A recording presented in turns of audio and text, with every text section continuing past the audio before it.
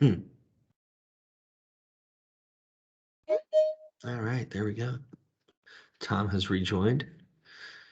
All right. So,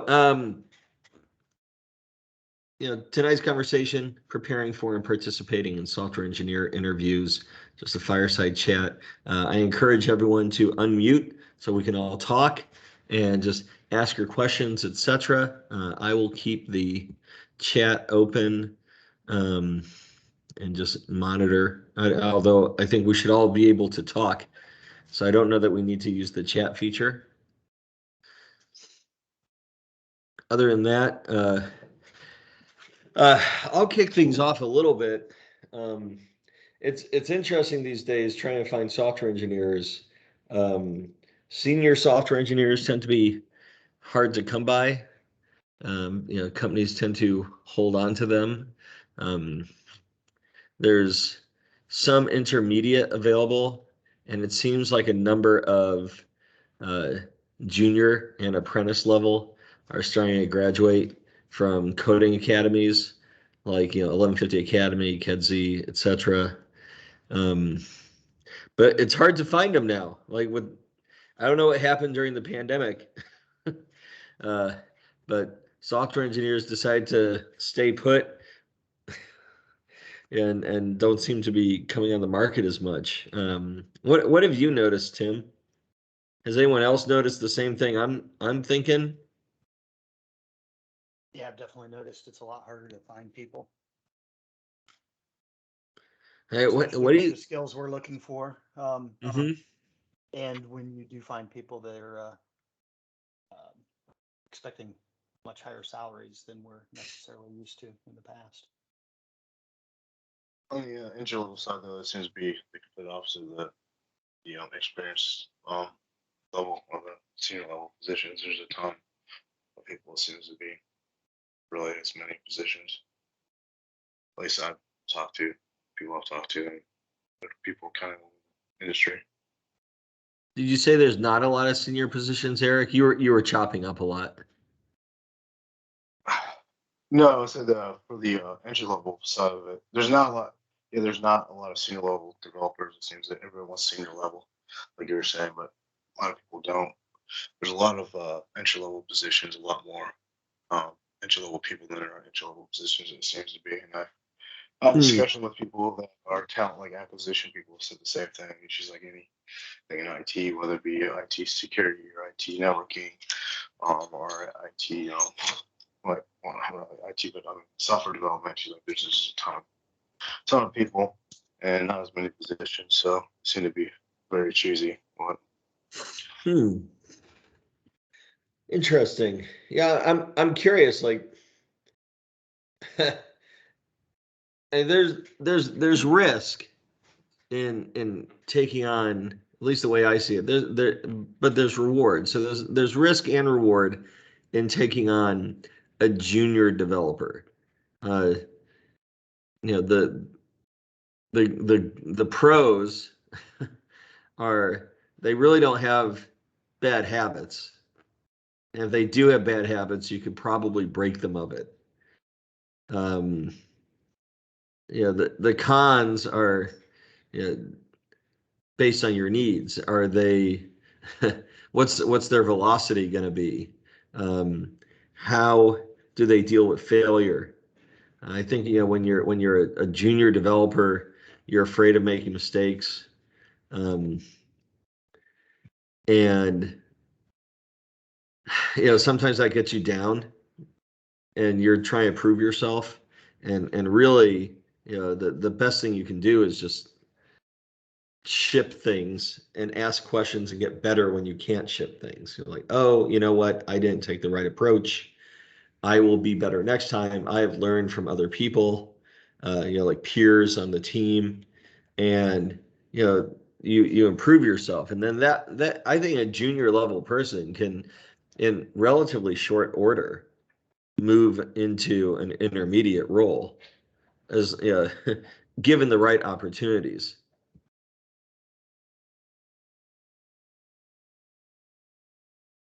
And it all depends. How many people here are looking for a job? I mean, just raise your hand. If you- if I you know. might. So Red One's I'm on the possible fence. looking. Yep. Yeah, Crystal's looking. Yeah, Eric's looking.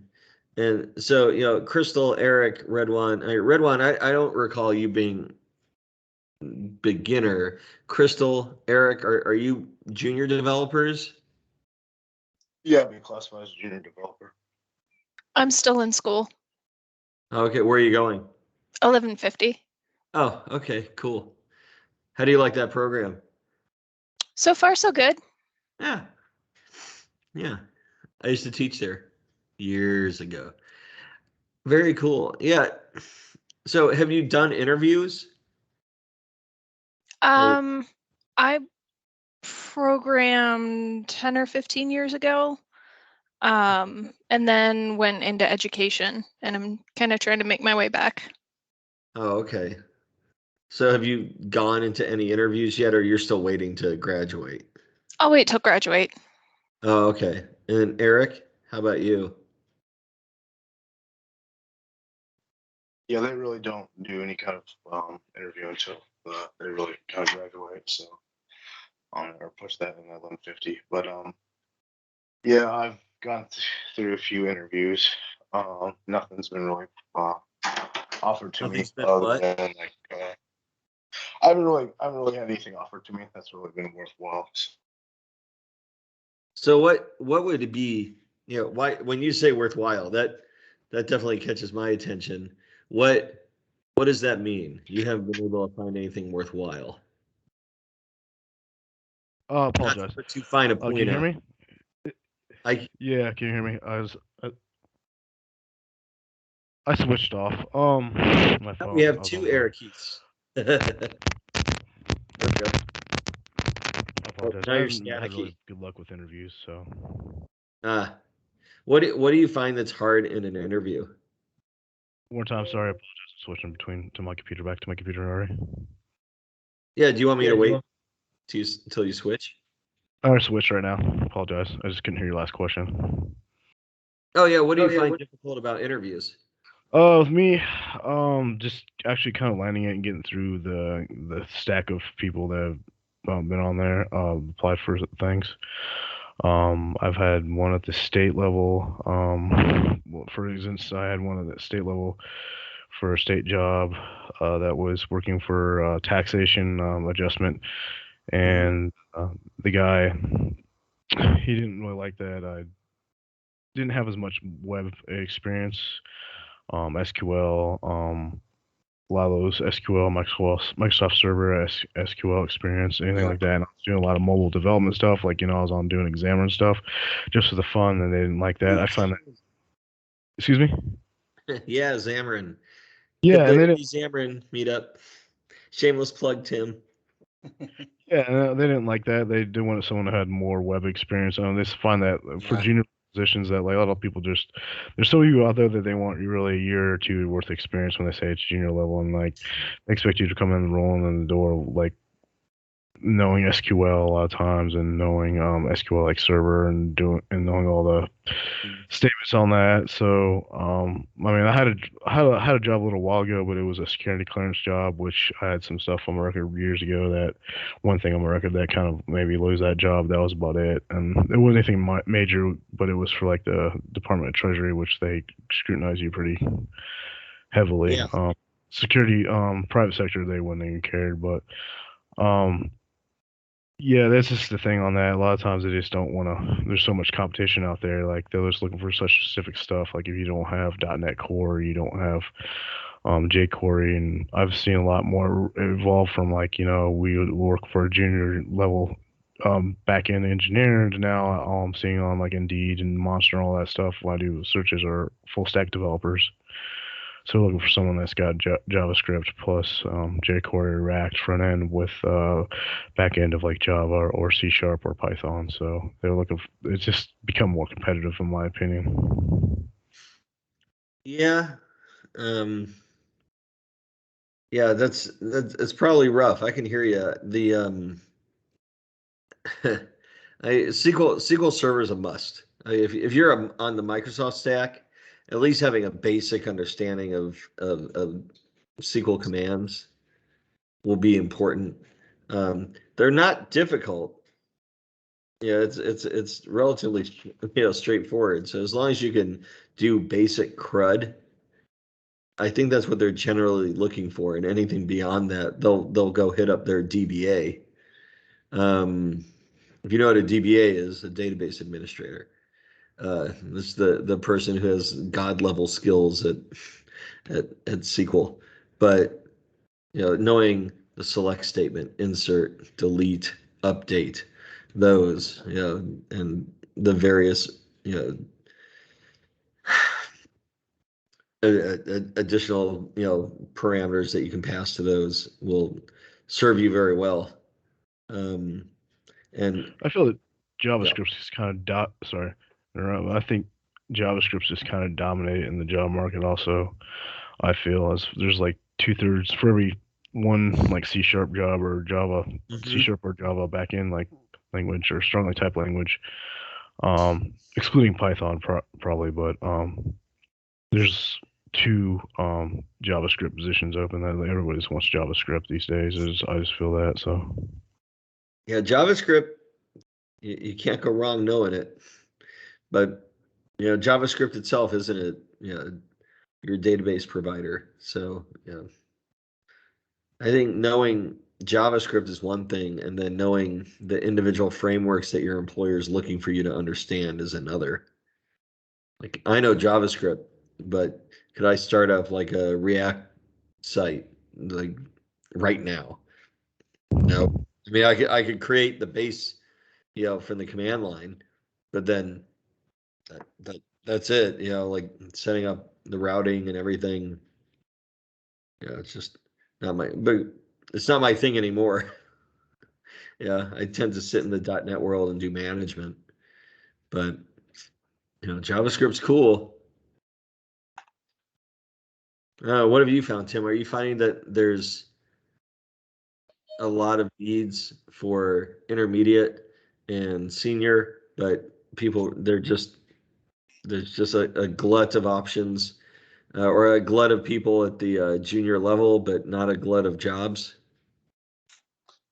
Yeah, most of the jobs that we're seeing or have available or for intermediate to senior level guys. And finding those guys, like I said earlier, is pretty difficult right now. Even some of the junior developers are expecting pay that's kind of just out there. out of whack with what clients are willing to pay. So, and I've heard that from one of my interviews I had with. They said that they interviewed some junior level positions and they're asking for like $90,000 or $100,000. So I've heard that from not just Tim but for someone else also, one interviewer. Yeah, good luck. I mean, yeah. I mean, unless you're going for like a top secret, like the only world I've seen that really work where you walk in a junior level dev position is like if you're going for like a top secret security clearance somewhere and then you're making 6 figures because of the process you have to go through on that. Or yeah, but then other than that, your worth is from the security clearance. Yeah, exactly, and that's the thing about it. So I mean, that's I mean, I think for Tim, for like salary range for a junior developer, what it was like 50 in the 50s and like mid to high 50s and 60s is kind of reasonable, isn't it? That would be really reasonable. We're probably paying that when we have those positions available right now. So, what did you say, Tim? What was that last part? I said we're paying a little higher than that right now when we have the positions available. Who do you work for, Tim? Theris. Tim's over at Theris, our lead sponsor. Oh, okay. I did not know that. Yeah. Awesome. Yeah. So, yeah. Yeah, it's interesting looking at the just the dearth of senior level people available. Like I've looked. Thankfully, there's contracting firms I can talk with to get them, but then I mean you're kind of paying double what you would normally pay them, let's, even if you paid like $75 an hour, it's $150K a year. Yeah. But you're probably only going to get intermediate at the 75 mark. And, you might be able to get senior. It just depends on what kind of rate and, what the consulting firm is willing to have on the margin front. They So, seem to take a lot on their front. yeah, I mean, every $5 that they add to your rate is 10 grand a year for them. So, yeah, it doesn't seem like a lot of money, to be like, well, hey, we'll pay you $45 an hour as a contractor, which is 90K a year. But they're going to bill you out at 75. So that, they're making $60,000 a year on top, from you. I've seen them make even more than that on that. Like they'll pay you 40% of what they're collecting. I mean, to be fair, they're also giving you insurance and, benefits and 401K, So, but I mean, they're not giving you a big chunk of, their profit, but they are covering you. And, at the same time, a consulting firm, you're probably going to remain busy, unless you're not good. And then, and B, you get variety, which is nice. And C, that rate, even though it sounds like, they're making more than, you may think that they should give you a cut.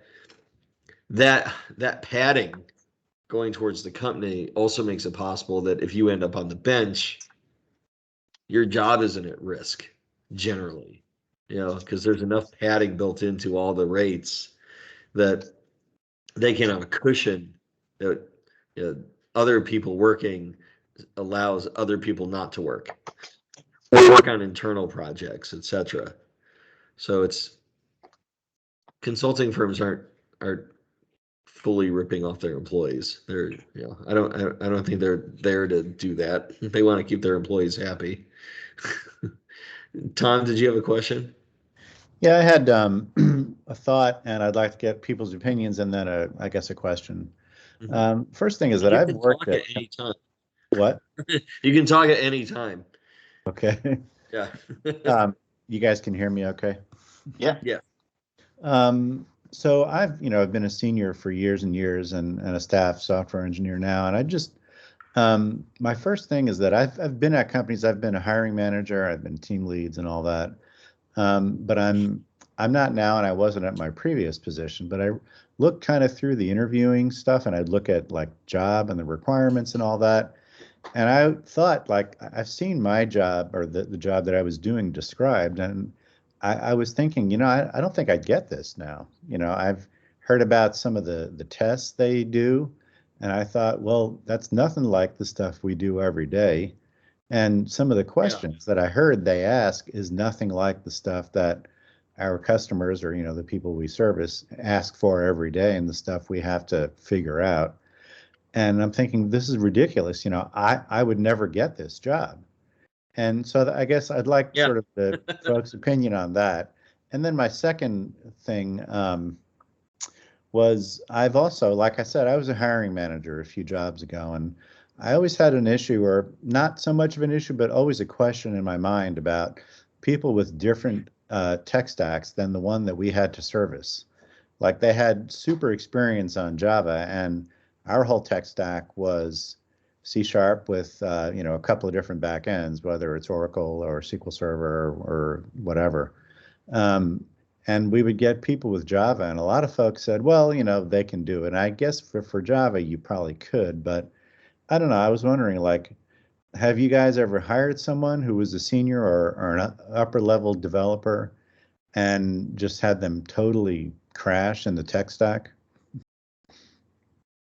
Oh man. So Well, there were two questions there, right? One is right. job description, not matching the reality of what you'll do. Yeah. And the second one was, have you ever brought someone in that there was a senior level, but on a different tech stack. And then when you put them into your project, they just crashed and burned because Right. they didn't get it. Right? Did I hear you correctly? Yeah, Right. I'm fortunate in that we did interview those folks, but they never made it to an offer. And I'd only hired folks who were in the current tech stack we were in. So I guess my question Yeah. is, have you guys ever done that? Well, on item one, I hate the generic job description, that says must be a good communicator. And here's like the 30 different languages you got to know. Yeah. You got to know Microsoft.net, not like specifically C# or .NET Core, but Microsoft.NET framework. Yeah. And yeah, okay. Um, must know, database development, Microsoft SQL Server, must be familiar with cloud hosting strategies, must be, like very broad swaths. And so when I worked on our engineering requirements over at Klipsch, um, I like got rid of all of that, and I just said, okay, this is what you're going to be doing on a daily basis. You got to know how to do this, and Right. here's the soft skills I'm going to need you to need. Like you either are or you're not going to be talking with customers, vendors, etc. Right. And then here's the nice to haves. Like it would be great if you knew this. And if you check most of those boxes, and I want to talk with you and see, okay, you might not know everything. It's hard to be good at everything. So that's going to get you, a lot further down the interview process than answering a very generic, overly broad, untargeted, need a senior software engineer. Because that leads me to the second part of this, which is what happens when you hire someone who's unfamiliar with your stack. Right. And that itself is a generic term. Your stack, what part of your stack? Your entire stack, just a particular language in it. Like your stack is probably front end code, back end code, database code, plus DevOps. Yeah. Sure. So of those four things, what are you expecting them to be good at? So I think it depends. If you're a senior developer that knows one technology, which I would find strange. Like I'm really good at Java and nothing else. I'm questioning your software engineering chops because does that mean like you've only ever worked in Java, but you don't know database development? You've never played with JavaScript. You never play. I mean, I could see you not playing with C#, but not knowing some JavaScript, not knowing some database stuff, and being a senior developer, I start questioning that you're a senior developer. Sure. Yeah. But that's the question. I mean, the question is more around if you look at people in a totally different tech stack, like coming in, you've done a middle tier in Java, and then you're very good at that and database side, maybe a little front end too, but you're coming into a middle tier that's in Node or TypeScript or something, and it's like, basically you've taken JavaScript, which is a good front end language, and you've hacked it into the middle tier. I think I would have to weigh whether they're gonna be would I be willing to wait for them to transition to the new stack? Like, are they my only option? But and this sounds bad, but could I get them for less money and have them train up and then apply their senior level skills and knowledge and break fix and debugging abilities to a new language or a new stack? That might be better. I mean, if I get a senior guy for a lower rate because they don't have as much experience in what we're going to do over an intermediate guy who may not have the same debugging chops, I might take that risk. But really, you're hiring someone because you have a need, not because you're a charity that wants to train people. So there's definitely a benefit to training people up. I'm 100% about that. train people up from junior, intermediate, make them senior. But it would be difficult to justify just, on the hiring process. Hey, I'm going to hire this resource, and he or she doesn't know the stack that we're in. Like they're a JavaScript developer and we're a .NET shop. I'm not saying that we are either of those things, but let's say that's the reality of it. And I want to pay them, $90,000 a year, plus benefits. But they won't really be fully productive probably for a good 45 to 90 days. Like I can't have them solve my problems immediately because they're not familiar enough. They'll stumble their way through it. Yeah. But they might make rookie mistakes. Sure. I think it'd be easier for a senior engineer to figure that out versus like a low end intermediate. But it would be rough. It would be hard. It would be hard to justify. I would probably end up making sure during the interview process they were at least familiar with my stack. Okay. Just I need velocity, not just it's not just a money thing or even if they're a nice person. What do you think, Tim? I think we've had some decent success going from one stack to another, but you kind of got to pick and choose, right? Like if they've done Java or they've done C# and go into the other, that's probably not as big a learning curve as like going from C# or Java to, like you mentioned, a Node middle tier, right? That's JavaScript. That's going to be a bigger learning curve, and there's certainly people out there that can do it and have a demonstrated ability to learn pretty quickly. But kind of like you were saying, Ari, it'd probably come down to a case by case basis. How well can they convince me that they can pick up what they don't know? And I mean, any software development job, you're going to have to learn on the job, right? So there's always going to be things you're learning. Business rules. Just so give me a good technologist who has already learned a couple different languages, and for the most part, I'd probably be pretty comfortable plugging them in and taking the time to let them learn. It might take them a little bit longer initially, but they're probably going to, in the end, come up to speed a little faster than somebody who's never done some of the debugging and some of the other things we do in the day-to-day job. Yeah. It's kind of like, let's say we're looking for a firmware engineer, and if you've done firmware engineering, you may not need to know like our particular chipsets. You just need to know C and general firmware engineering and have done it before and understand a state machine, etc. And everything else you could learn. It might be rough going the first few weeks while you get used to everything, but you'll get a cadence, right? I mean, you have the basic skill of C and firmware development and RTOS development, RTOS being real-time operating system. Everything else is looking through documentation, and seeing what works. And Red One, you can always talk. You don't have to raise your hand. I think there was a third part to Tom's question too. The tests and that companies are asking people to take. And I've definitely seen a variety of them.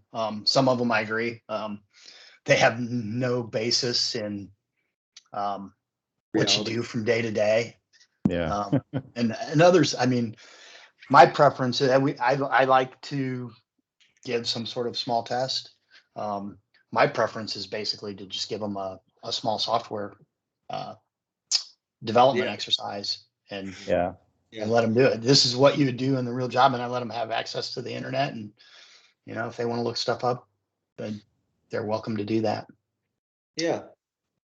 On that note, I've also found beyond the programming test, which I think a programming test is okay, fine. I mean, you should know from conversation whether someone knows what they're talking about.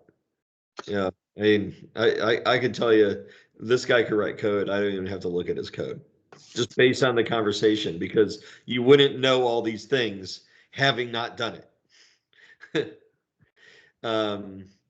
Yeah, and who vouches for you? Because I don't want to waste my time with a whole bunch of programming tests. Yeah, the programming tests is solve a problem, but I need you to solve my problems, not the just rudimentary problems. But that being said, I find some of the I I remember I former employer when I hired on, they had like 7 tests that you had to take, none of which were programming tests. There were logic tests, problem solving tests, like emotional tests. I mean, it was a whole bunch of stuff. A personality test. Um, and I passed it, but they would never share the results with me. And I'm like, I want to know, like, did you do like a Myers-Briggs on me? Whatever the red dot test is that I don't remember what it was, where it shows where you are on this, like you're an A or B or C type personality or something. I don't remember what all that is. And then, so I passed, not knowing why I passed, which Well, no, ain't good. I was And talking about more the specific technical tests that ask you, big O notation. They ask you a whole bunch of different sort of theoretical computer science Yeah.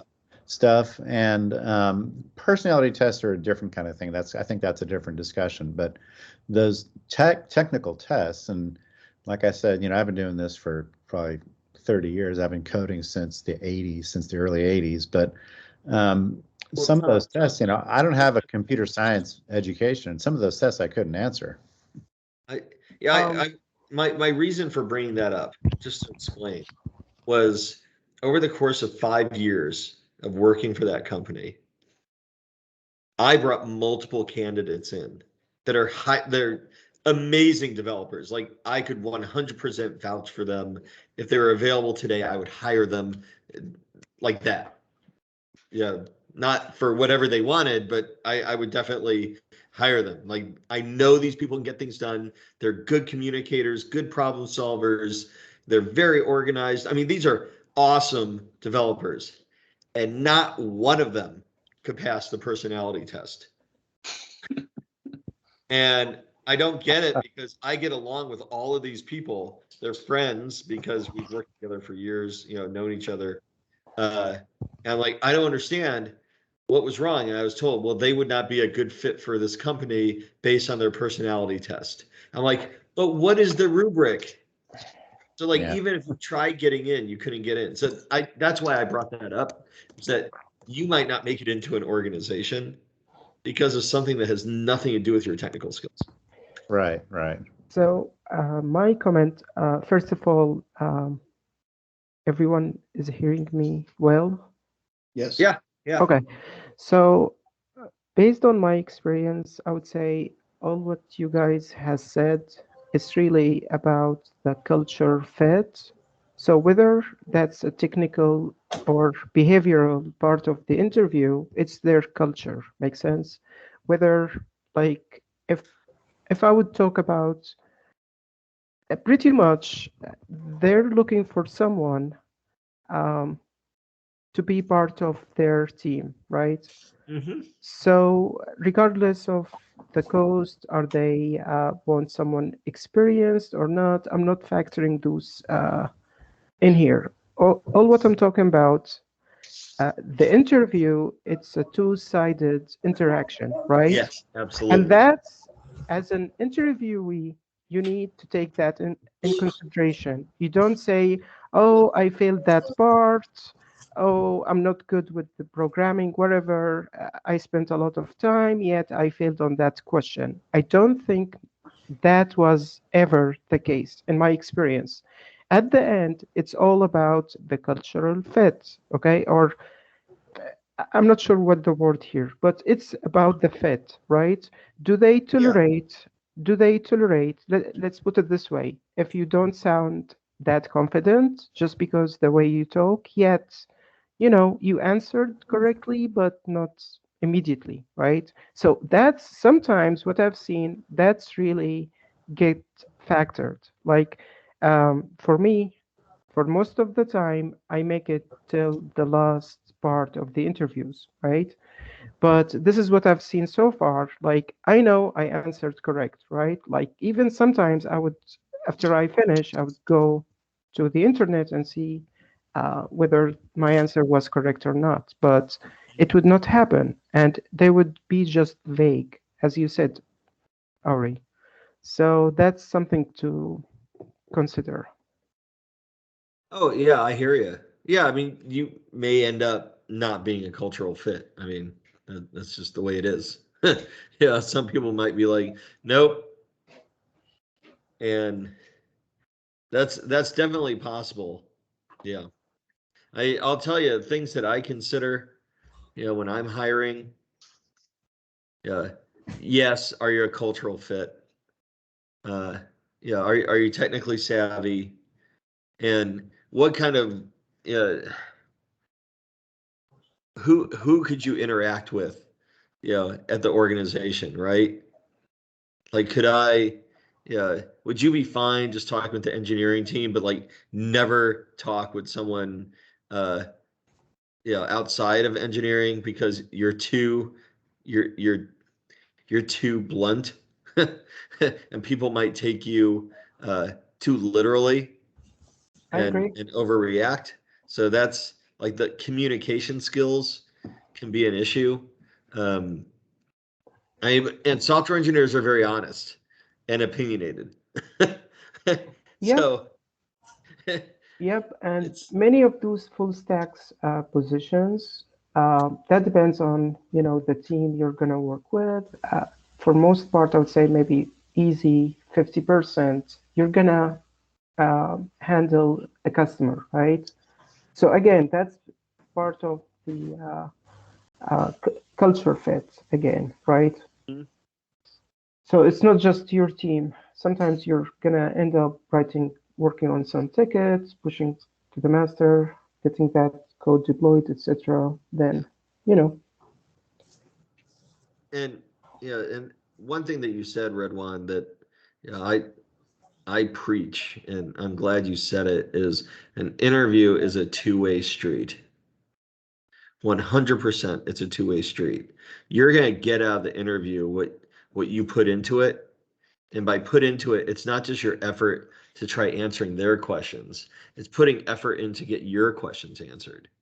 Yeah, you should come into an interview wanting to know, is this company a good fit for me? yep, yep. What is it that I need to know? What would help make me effective on day one? Those are questions that you should ask. Will you introduce me to those on the team that will help me make things happen day one after I found the bathroom? Yep. And once you've if and that exudes a can do attitude, not a, hey, I hope you hire me, I want a job. Maybe I want this job, but prove that you're going to be effective. Not just that you can be effective, but that you will be effective. And actually, to add something in regards to what you mentioned, sometimes if you do very great, but you really don't Do ask many what? questions. Sometimes, if you do very great, yet you don't ask many questions, and they have other candidates who did, that would just make you lose. Because at the end, even if you did good, sometimes there are other people who are competing with you, Yeah, right? That's another factor. So if they didn't select you, that doesn't mean like you did well. right. There is another factor. Guess what? We got the same seniority level, yet we're gonna pay less there, or he's available now. You're gonna wait a couple weeks to join, etc. Right? So again, many factors, not related to directly to how you did technically. in the interview. Yeah, different than your skill or your solely your technical skill. Yep. Yeah, it's interesting. I mean, I remember, you know, some of my own interviews. You know, I haven't had a lot of interviews in my life, but you know, the ones that I have, it's always, you know, I've always known because, you know, friends told me when I was young, you know, the interview is a two-way street. So I always asked a lot of questions. And, you know, one thing that back when I was, gosh, how old was I? 19? I might have been 19 years old. This is back when I was working in California. I was talking with a friend of mine, um, his one of his friends, and he goes, "Hey, you know what you do whenever whenever you're interviewing, make sure that you ask, who is it there I can work with to get things done? And if you ask that, it puts you 150% in front of everybody else." I Because agree. no one asked that question. How do I get things done at your organization? And that was great advice. I never, I mean, I don't know if I would have thought about that being young. And yeah, now I look for it. You know, what kind of a go-getter are you? You know, are you hot to trot to make a difference at my organization? And I don't think I've ever had anyone ask me that question in an interview, you know, like if I'm interviewing someone. Um, but I ask, you know, so, you know, given a problem and not enough information, how would you address that? What would you do next? I told you to do something. I didn't give you any details. How would, you know, what would you do in that situation? And find out, you know, would they be like, well, you know, I just go to work on it? Would they say, well, I'd stop everything and ask you questions? You know, if I don't have enough work, if I don't have enough information to start, I'm going to tell you, I'm not going to go hack around and lose a few days of productivity just so I prove that I can try figuring something out. You know, my job is to get the, you know, get the work done high velocity, high quality. Well, the way I do that is with the right information. And you know, some people say, well, I'd figure it out, and other people say I'd ask for more information. And I certainly look favorably on the people who say I would ask for more information.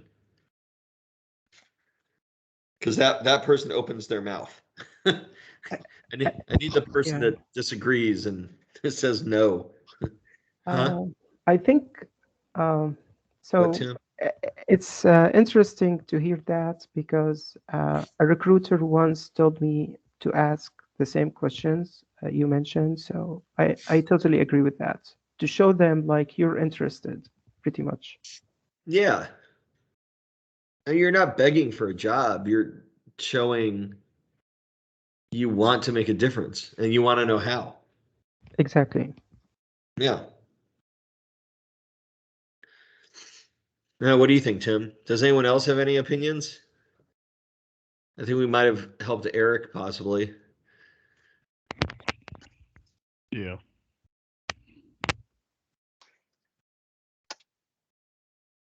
What do you think, Tim? Or is your mic broken?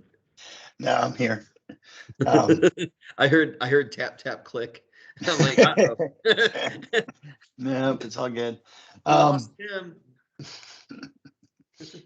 Well, I'm gonna grab some water. I'm listening though.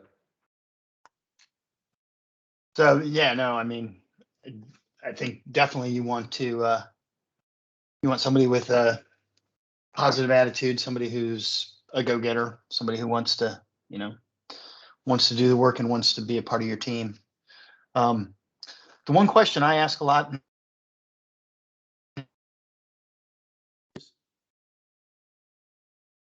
What, Tim? Did we You're lose you? breaking up on us, Tim.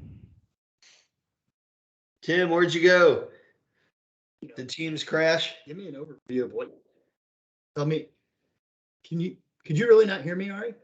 Yeah, I couldn't hear you. It's the one thing I ask is, and then your I don't know, your icon just like stayed lit, but I didn't hear anything come through.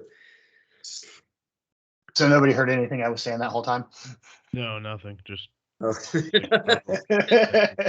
you know what? At least it wasn't like where you're on mute and you went through a whole diatribe and then you realized you've just been on video talking and everyone sees you talking and you have not seen and no one said, hey, you're muted. Right. It's kind of like that though. Now I said one of the questions I like to ask in an interview is just, give me an overview of your technical experience and, be specific about it. I want to hear about what projects you've worked on, what software you've developed, what problems you've encountered and how you've overcome those. And I don't know why, but some people seem to have a hard time doing that. Yeah. Yeah. I don't know. I like my problem would be I always feel like I want to make sure I'm not there like bragging. Like I don't want to sit there and brag on my technical career. So like I think it'd be weird. I'd rather tell you about like what I'm passionate about. Like when I I don't send my resume out a lot, but on my resume it has 3 columns.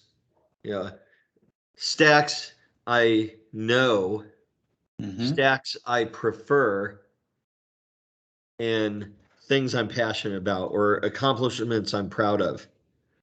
Because really, like when you're hiring an engineer, it's like, okay, what do you know?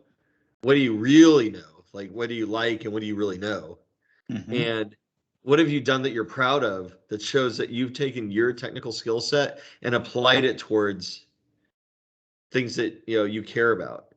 And I mean, if you do that, I mean, I'll look at your employment history, but I can see your accomplishments and what you're excited about. That's going to be a big deal if you come work for us, because now I know you're passionate. Like you, I don't know if you live and breathe software engineering, but you're definitely a software engineer.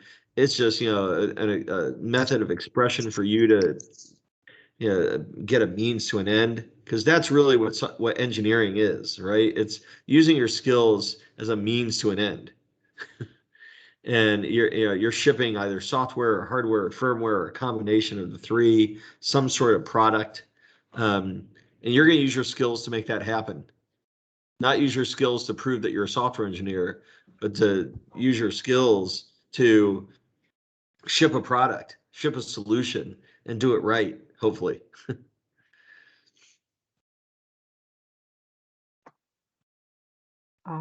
So I'm back. I would Welcome like, back. thank you. So I would like to add something. Maybe it's one of the basics. Everyone know that, but I would say looking for a job, regardless how senior you are, it's definitely challenging. And the way I see this, it's a learning opportunity. So, trying just to stay positive,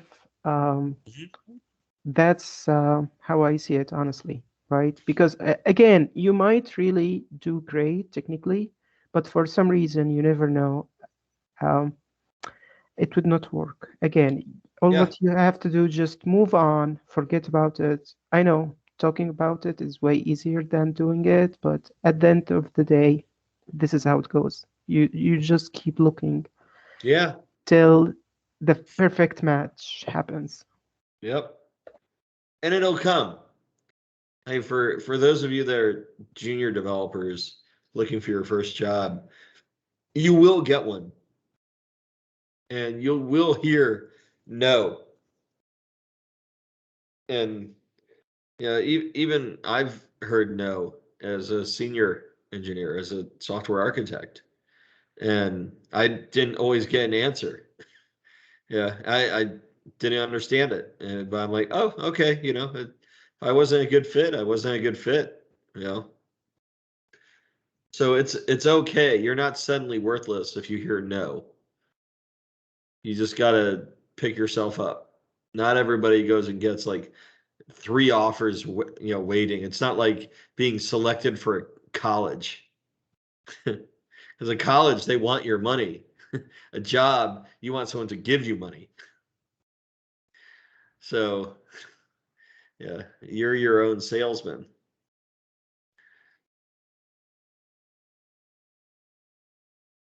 Well, this has been a good conversation. What other topics should we discuss on this? Does anyone have any other questions or any other thoughts? Recommended sources or places to look for positions, and particularly like I don't know, there's probably a differential between entry level and senior level also to extend that question. Um, well, number one would be networking. So, joining Indy.net Consortium. Eric, you said that you do Xamarin development. You should come to the Indy Xamarin meetup. Oh yeah, I was and until I had the job thing. That's why I cut off. Just to interject on that. So I wasn't able to Yeah. come. I did enjoy it. So that's the reason why I stopped going. So just let you go. Sorry to interrupt. Oh, it's okay. I'm not offended. Come to like Fisher's Code and Coffee or Indianapolis Code and Coffee. Right now, things are a little weird just because, it's not all in-person meetups. Um, hone in your skills. Like Tim, I don't know, is Theorist looking for junior developers? Not right now. Every once in a while we have time. Yeah. I mean, I think probably do you really need anything other than LinkedIn these days to Yeah, you can find use what's out there and LinkedIn, available? definitely. Yep. But a referral will go a long way, Eric. I mean, like if you meet people and they know that you know your stuff or they've talked with you, they're going to open up the doors for you. Really, just networking is huge, especially in a smaller um, market. So, yeah, it's just the way it Um, is. Gotcha. Thanks for that. I would add one more point.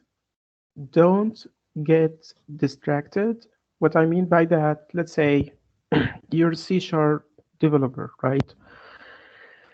And let's say you're full stack, so let's assume it's MVC, right? Then comes some guys talk about SPA, right?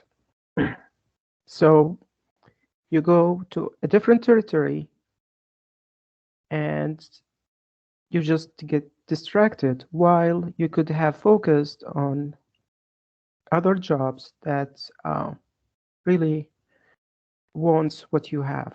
Make sense? So I think this is something we suffer from, generally speaking, because, like, put it this way, you go for React and you would start to see a lot of job posting for Angular, right? Or vice versa. So you need to stay focused. That's my 2 cents. Yeah, at first, I think that makes sense. Eventually, I think you are going to have to expand out of your comfort zone. Like if you're an Angular developer, why not at least learn the basics of React? 100%, there is no question about it. I'm just saying, like, what does it take to improve your chances, right, to Right. land in your initial job? Yeah. But later on, once you become a hands-on software engineer, definitely. Yeah. And the proof is in the pudding. I mean, as a junior developer, it's really what kind of work experience do you have? Yeah, or it's not so much what kind of work experience you have. It's what's your work ethic, what's your approach to solving problems, what are your debugging skills? I mean, I don't know that how much I care. Like if you're a junior developer that C sharp, I want to know if you could. Yeah, I mean, obviously, if you're coming to work in a .NET shop, you should know C sharp, but you should be able to solve a problem in C sharp. Your debugging skills are so much more important than your initial coding skills because I have problems I need you to solve. Um, so that's super important. The other, gosh, there was one other item I was going to bring up, and I'm trying to remember what it was. Oh yeah, don't know what you don't know. Don't make stuff up in the interview. Don't try to dance around a topic you don't understand. Be upfront, even if you're a senior engineer. I don't know enough about that. I've heard about it. I don't know enough about it. I'm definitely willing to learn, but don't say, well, yeah, I mean, I don't know a lot about it, but I've used it, and I'm not sure what I think. Well, if you haven't used it, then STFU. Don't make anything up because the person that you're talking to on the other side of the line or the table or whatever probably knows exactly what they're talking about, and you'll be an automatic no if you make things up.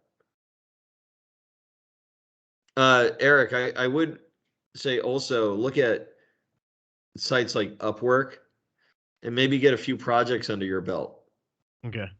I mean, even if you get paid just $500 or something and do some work, it's low risk. You don't get paid a lot of money. I mean, Upwork doesn't really pay a lot, but now you have something to put on your resume that looks different than every other like 1150 graduate, Yeah, where everybody has the same experience. So how do you differentiate yourself? That's good, really good advice. Crystal, you can just talk if you like. I'm wondering if you have any networking advice, really. I'm a military spouse, and it feels like every time I start to get a good network, we leave again. And like where we are right now, I know I'm not in a tech area, but it feels unnecessarily difficult to find a way in. Well, do you have, what's your level? I mean, you're junior, intermediate, senior, what? Junior. Okay. So, again, I think, you'll do better if you have something on your resume that shows that you've done work. Unless you can get like an internship somewhere or an apprenticeship. I know like SEP has a whole apprenticeship program. I don't know what they're hiring right now or if they're hiring software engineering professionals. They're over in Carmel, SEP.com. And Salesforce has a whole program for bringing junior developers on. I don't know if they're hiring right now, but definitely check. Those apprenticeship programs are good because they'll expose you to everything. And then if you decide not to move on, that's like oh, this isn't my thing. Like I don't like working for this company. At least you have experience. And now you can go and talk with, say, like Tim's company, and say, do you need any contractors? Or if you went to 1150, I know they've got some arrangements with various companies where they need junior developers and they'll train them up. Or use like Upwork to stack up your resume because it's a pretty quick transition from apprentice to junior. Okay. And it really doesn't take you long to go from junior to intermediate. I'd say that's probably a couple years. The big difference between a junior and an intermediate developer is their problem solving skills and their ability to start a project from scratch. They may not be able to architect something like very high level thought process of how does this entire system come together, but given a simple to intermediate size application project, they could build their way through it. The junior developer may not finish it, or may fumble their way through it, and it might not be that good at the end, but at least it might be close to shippable as long as they could get help from an intermediate or a senior. But an intermediate could definitely go do it. They may fumble through it a bit, but they will have a relatively solid shippable product at the end of it. And then the senior could probably just do it, pretty quickly, and not make some of the rookie mistakes. And a software architect, well, they just have the senior and the intermediate and the junior do the work after telling them what to do.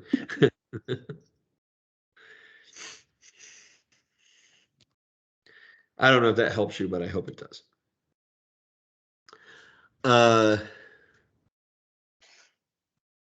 What do you think, Tim? You testing my mic again? No, what? You're Yeah, breaking up. I think that'll make sense. Awesome. Well, this was a great conversation. Does anyone have any other topics that they'd like to cover? Any other questions?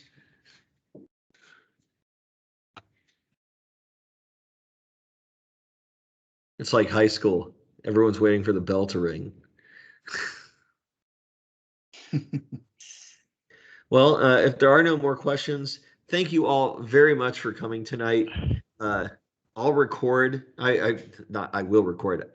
This has been recorded, and I'll post it on the Indy.net Consortium site. So just find the meetup, and then the video link will be in there. And so if you want to review it, it'll be available for you.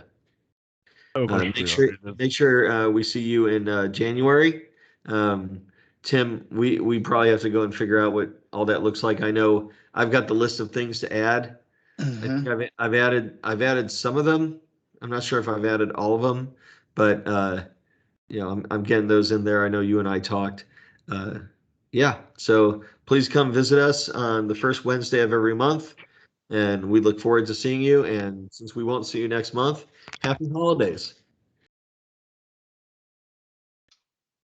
Oh, if anyone has any questions, I mean, just for me personally, you can hit me up. I'm Ari at ari.net, so AURI at AURI.net, or feel free to hit me up on LinkedIn. Happy to answer any of your questions. I have a question for you. Can you hear me? Nope.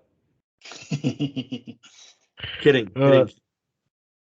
It's just what do you use for reading Excel files from C#? Spreadsheet Lite. Spreadsheet Lite. Yeah, spreadsheetlite.net, but just look up Spreadsheet Lite, and it's super easy to use, very powerful.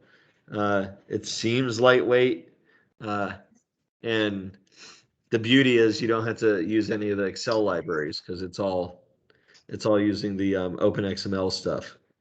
Okay, gotcha. So basically, any Excel document, it can read it. Huh? It's pretty good with CSV files and writing those too. Also, I assume. If you're going to use CSV, I think you want to use Csv Helper. Okay, I've come across that one too. I just need to read from a spreadsheet, and write the data to a CSV file as output with different. Oh yeah, and CSV Helper, you can actually just go in and bring all of your stuff into, just like generic objects, like column 1, column 2, column 3, just an anonymous object, or you could use a list, that just has properties for all the columns. Mhm. And then CSV Helper can actually take that list and just dump it to CSV. Yeah. It'll do the whole thing for you. Here's a link to CSV Helper. It's got a nice little picture, I see. And then here's a Spreadsheet Lite. It's really nice. And I mean, just get the NuGet package, but it's super easy to use. I use it, for anything that requires working with, Excel sheets, because everybody wants to work with Excel sheets, and they are very easy to work with. and it lets you do formatting and all that fun stuff too. So nothing wrong with that. You Right. find all these little, morsels of NuGet packages, like these very awesome NuGet packages that just do all this work for you. And Right. it's Indy. wonderful when you find one that is really out there that just is great. That helps you out in your day. Yeah. Good deal. Well, thanks for letting me know that, because I was trying to look up spreadsheet readers and I can't. There's a long list Yeah. of them. Yeah. So. It took a while. Yeah. I've seen solutions that use like Excel, like COM, stuff. I'm like, oh no. You had to have like Excel installed on the server or whatever. I'm like, no, Yeah. stop that. Yeah. You couldn't do anything asynchronously. It was terrible. Yeah. But That's what I if was you about to ask you too. what was If you had to have Excel installed on the machine that you're going to run this on. years spreadsheet, ago, right? like before things like Spreadsheet Lite was out, and where there wasn't as much open source. NuGet wasn't a thing. I mean, I think we have a lot easier today. I just imagine like 10 years from now, just some of the demos I've seen already of just bots that can write the code, and it'll say, you'll start writing like a switch statement, and based on the context of the code above, it'll just write the whole switch statement for you because everybody does it. Yeah. And you can like tab through what it thinks you want to do, and it'll often be the right answer. And you just hit enter, and like a whole, the whole statement's been written for you. And you're like, what? What is it called? Copilot. I think there was a very cool example. It was Copilot. It was powered by GitHub, I think. It was just fascinating. There's a YouTube video of it somewhere. I'm trying. What was it? GitHub Copilot. Let me see if I can find it. Yeah, your AI pair programmer. Does it support C# yet? I don't think it did. I think it was Yeah. all. It was React, wasn't it? It was Yep, JavaScript. JavaScript, Go, maybe Java. I'm not sure. Yeah, but go check that out. Just that link. I mean, it's just stupid. It's stupid, but it's just wow. Yeah. Oh yeah. Go, TypeScript, Python, Ruby. No C# yet. Yep. Yeah. So basically, typeless languages, which makes sense. Less work, less stuff to figure out. Yeah. So definitely check that out. Very cool. And it might even give you ideas, like if you know JavaScript or TypeScript, which is just better JavaScript, and then or Python or Ruby or whatever. Yeah. Having it finish your code for you might actually teach you something because it's based on millions or billions of code snippets. So you could see a lot of different approaches to what you were going to do. And that, I think, would make you a better developer or teach you bad habits or both. Often it's both. I think it's Stack Overflow V2. This is how I see it.